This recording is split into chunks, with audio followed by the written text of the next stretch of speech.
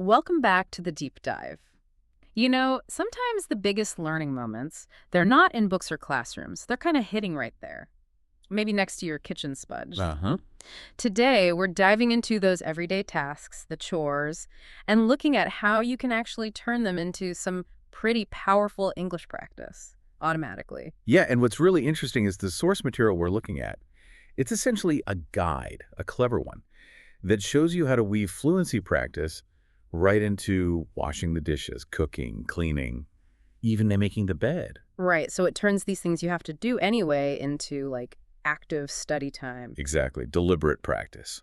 Okay, so let's get into it. Our mission here for you listening is pretty clear. We want to pull out the key vocabulary, the grammar points you really need, and these practical little tricks so you can talk naturally about your home life.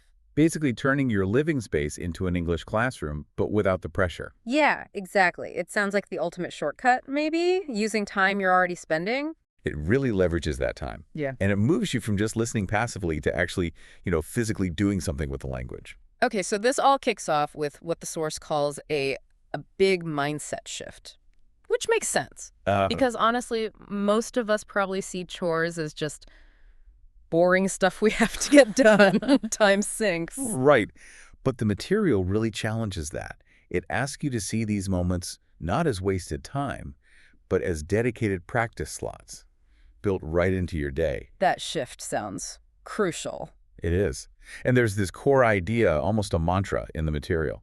Small work builds big peace. Small work builds big peace. I like that. Yeah. And it applies just as much to learning English as it does to having a tidy house. Those small things add up. So it's about consistency, not necessarily intensity, like washing a few dishes, sweeping the floor. Those little actions matter because they're chances to think in English, not just translate in your head. Precisely. And that's how you move away from just relying on, say, textbook phrases. When your brain just naturally comes up with, okay, I'm washing the dishes now, or maybe I need to vacuum this rug, that's when you know it's starting to stick. The routine itself triggers the language. That sounds ideal. But let's be real for a second. If I'm tired after work, the absolute last thing I feel like doing is narrating my dishwashing saga out loud. Huh? Totally understand that. Does the source give any tips for, getting over that hump, that resistance? That's a really good point. And yes, the sources do anticipate that exact friction. The advice is simple. Start small, really small. Okay. Pick just one tiny task each day, maybe literally just making the bed, and commit to narrating only that one thing. So you're not trying to write a novel about your cleaning routine on day one. Exactly. It's about building the habit. The repetition on that small scale makes it less effortful over time. Yeah. You basically condition yourself so the chore automatically cues the English without needing tons of mental energy. Makes sense. Habit formation. Okay, so to make this actually work, you need the right words. The vocabulary. Right. Foundational words. The sources highlight some key ones, but we can dig a bit deeper than just definitions, maybe look at related verbs and how you actually use them. Good idea. Okay, so there are three main nouns. We really encourage you listening right now to say these out loud with us. First one, chores. Chores. Okay, so small jobs around the house, keeping things clean, organized. But what's the deeper dive here? Beyond just the word chores. Well, it's often used with do, like I do my chores. But a really common related phrasal verb is tidy up. Ah, tidy up. Right, making things neat. Exactly. So you might say, I do my chores every morning. That's the basic. But more functionally, you might think, okay, I need to tidy up the kitchen counter before I start cooking. Got it. Okay, second core word. Sweep. Sweep. Cleaning the floor with a broom. Example, I sweep the living room after breakfast. What's the related action here? Well, after sweeping, you often mop. Right, mop. Sweeping gets the dust, mopping gets it properly clean with water. Precisely. So you could say, I usually sweep first, and then I mop the kitchen floor. Connects the actions. Okay, and the third one. Laundry. Laundry. The clothes themselves or the act of washing them. I do the laundry on weekends. What's the related action we need here? Because doing it is only half the battle. Oh, absolutely.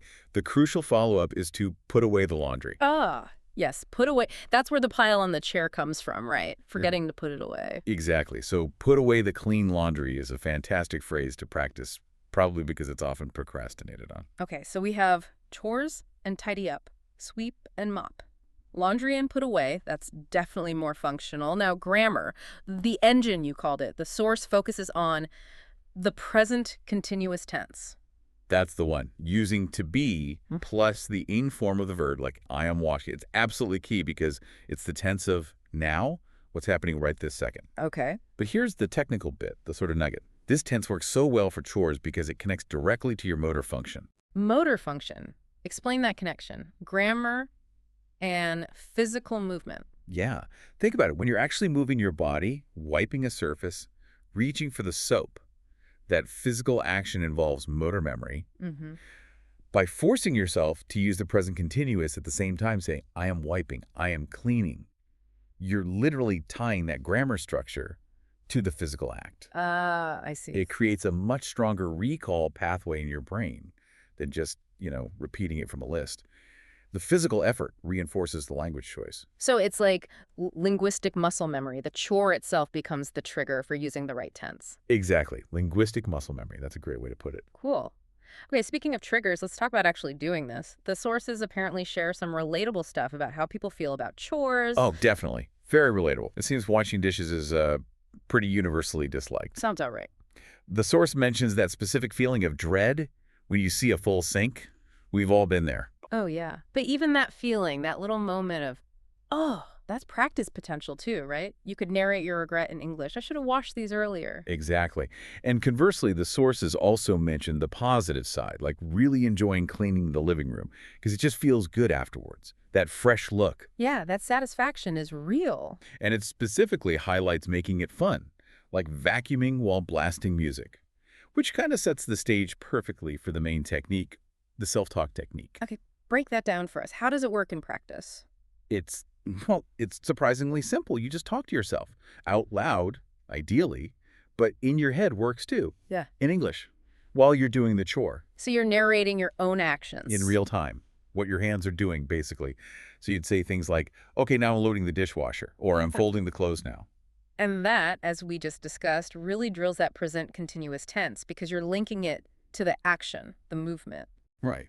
But you mentioned earlier just saying the verb can feel a bit limited. So how do we make that self-talk richer? Good question. How do we expand it?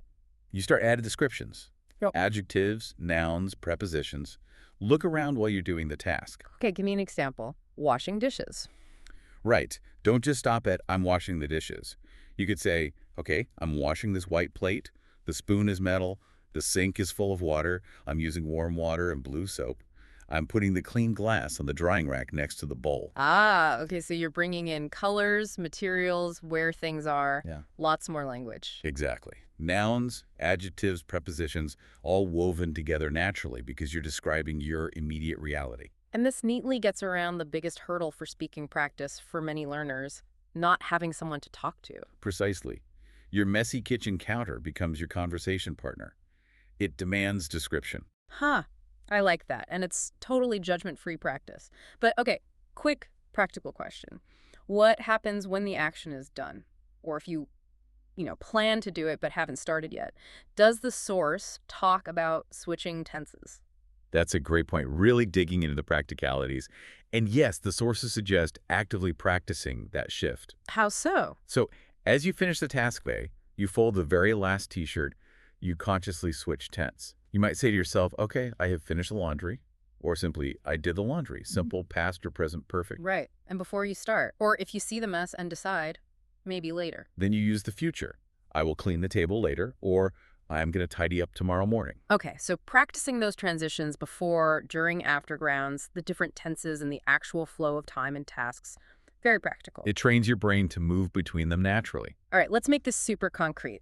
The sources provide 5 short, ready-to-go sentences using this present continuous self-talk idea, things you can literally say next time you do the task. Yeah, let's run through them quickly. Maybe say them out loud now if you can, picturing the action. Okay.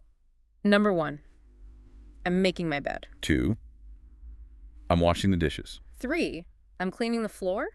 Could be sweeping or mopping. 4, I'm doing the laundry. And 5, I'm cooking dinner. Simple, right?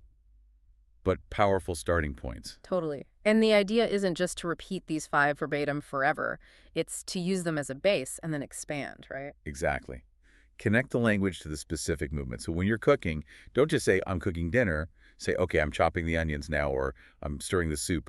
Make it specific. That's really how language stops feeling like the separate subject you study and starts becoming just a tool you use to navigate your life. Hmm. And doing this consistently reinforces another big lesson from the sources: patience. Ah, yes, patience. Always the hard part. Well, the analogy they use is quite good. Learning English is a bit like cleaning a really big, messy house. Okay, I can see that. It often feels slow, right? You clean one corner, and the rest still looks chaotic. You might not see huge progress day to day. Yeah, definitely feels like that sometimes. But if you keep at it consistently, doing those small tasks, eventually the whole place starts to feel clean and organized. The growth, the fluency, it happens bit by bit, chore by chore, you could say. Little by little. I like that. Okay, so let's quickly consolidate the main takeaways from this deep dive. What have we really pulled out? Okay, nugget one. We've boosted our chore vocabulary beyond the basics. We've got functional pairs like chores and tidy up, sweep and mop, laundry and put away. Right. Nugget two. We've understood that crucial link between the present continuous tense, the I am doing tense, and the physical action of the chore. That motor function connection makes the grammar stick. Muscle memory for language. Yeah, that's a key insight. And nugget three, realizing that you can use the time you already spend doing these tasks, even if it's just 5 minutes making the bed, to actively think and speak in English. Turning your home into a learning zone, basically, without needing a formal class or even a speaking partner. Exactly. Your environment becomes the teacher. It leads nicely into that closing thought from the source material, which I really liked. English is everywhere, even in your kitchen. It's true. Mm-hmm. And they added that little touch of humor we appreciate. English and soap both clean your life. Huh. Clarity. Mental clarity. Home clarity. It works. It does. A nice, neat analogy. Okay, so to wrap this up, we always like to leave you with something to think about, something to maybe try yourself, a provocative question for your own practice. Right. So think about your own routine for a second.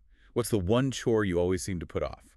The one you procrastinate on the most? We all have one, or maybe more than one. Probably. So identify that chore Mm-hmm. and then think, what's the very first thing you could say in English using that present continuous self-talk when you finally make yourself start it? Maybe try formulating that sentence now. Something like, I always procrastinate on the chore, but right now I am finally doing the actioning. Give it a try. Say it out loud next time you face that dreaded task. It's immediate, practical application.